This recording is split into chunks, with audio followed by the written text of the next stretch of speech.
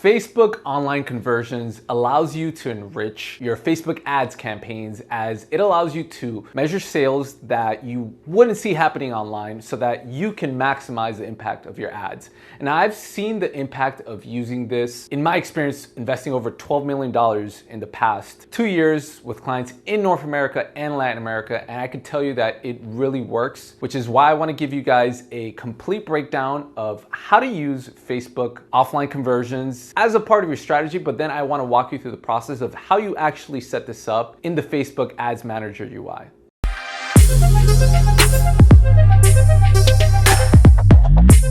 Welcome back to Market and Hustle, where we simplify marketing so that you can grow your digital influence and your business. My name is Zaryn Sidhu, and on this channel, we break down marketing strategies, digital hacks, and I even share with you business insights that I've gleaned in my career from freelancing to corporate advertising. So if you haven't yet, consider subscribing.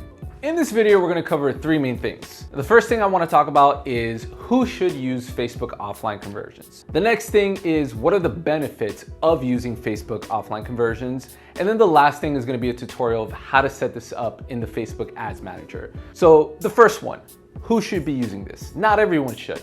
Facebook offline conversions is an advanced platform capability that isn't for everyone. So if you are running an e-com business, meaning that most of your transactions, your sales are happening online, then this might not be for you, because Facebook is already using the pixel to communicate back and forth between Facebook and your website, and it can tell what's converting into sales and it can automatically optimize. So you might not need this. This is more for people who are using Facebook to drive leads and then they're being converted offline. So if someone sees your ad on Facebook or Instagram and then they go to your landing page or to your website and they submit their lead there, and then that lead, let's say, goes to a CRM system, and then maybe you have a call center, maybe you're an auto dealership, or you're doing insurance sales, and somebody from the call center sees that lead come into the CRM system and gives somebody a call, and then the transaction happens offline, whether it's on the phone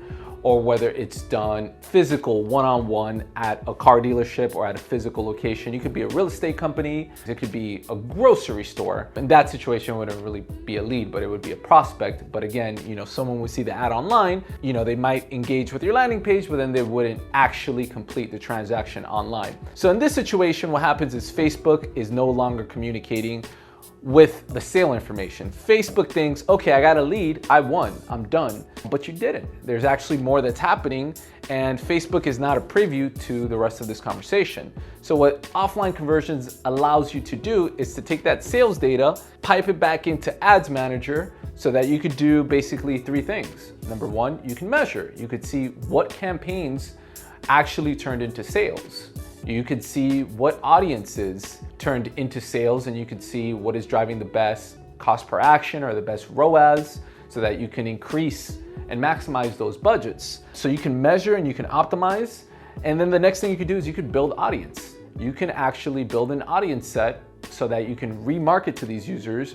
Or if you want to find more prospects like these leads, you can build a lookalike audience from these offline conversions. Now I have a template that I'm gonna link you guys below in the description, make sure to check it out, where it is basically set up of like how you would have to upload the information. So it's basically like the first name, the last name, the email, which we typically would expect, but you also need a timestamp and an event detail. Again, I'm gonna link you below so you already have a template that you can use, but I wanna show you guys what this actually looks like in the Facebook Ads Manager UI. So now that you guys have an idea of if you should be using this and some of the benefits that it has, I want to take you guys into the platform and show you how you can create an offline data set and how you can upload your customer information so that you can start to maximize the impact of your offline campaigns with Facebook ads and Instagram as well, and all of the suites that Facebook oversees.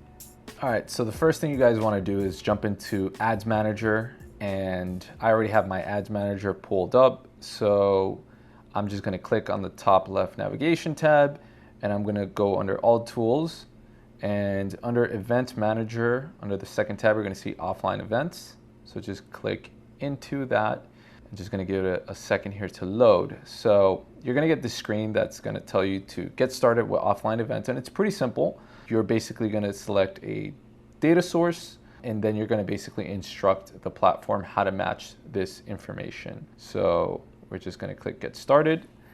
And basically what Facebook is gonna ask us for is to select a file, and they're just telling us that this file should have customer details, such as the name and the email. If we have an address and a phone number or extra information, we could do that as well. Timestamp of when this interaction happened, and then the event details. So I already have a template here that I want to show you guys that I already had prepared.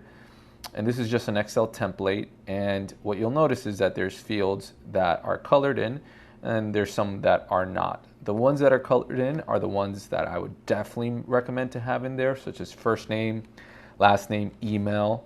Also the timestamp, super important. If you can actually put the minute and the hour also in here when the transaction happened, when the lead happened, that would help even more for matching purposes. And then you want the event details. So if it was a lead on a website, you would just put lead. These are basically just the standard events that Facebook has identified. However, I would really encourage you guys to use additional fields such as phone number, country, state, city, zip code, and also value, how much money this is worth, this transaction, and currency, because it'll help Facebook additionally in their process to match things. So you're basically going to populate this with all of your customer data, and you're going to pipe this information back into Facebook. And then essentially what's going to happen, I'm going to select this file, but nothing is going to really match. I just want to show you what this looks like. So this is my offline template. You're going to click on map the data. So Facebook is going to import this, and then it's going to ask you to tell it what is what. So this first column, I'm just going to tell it to ignore. First name, I'm going to say customer details. I'm going to say first name. I'm going to follow the process for the rest of the items here. It recognized the email. Phone number, I'm going to have to let it know that it's the phone number. Oh, for some reason it's not recognizing it.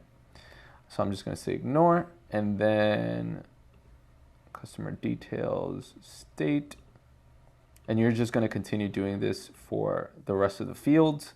Again, the more fields that you add, the better the Facebook will be able to match these items. Event timing, we're going to match here. It's also going to ask you for a format. I was using month, date, and year, so I'll use that.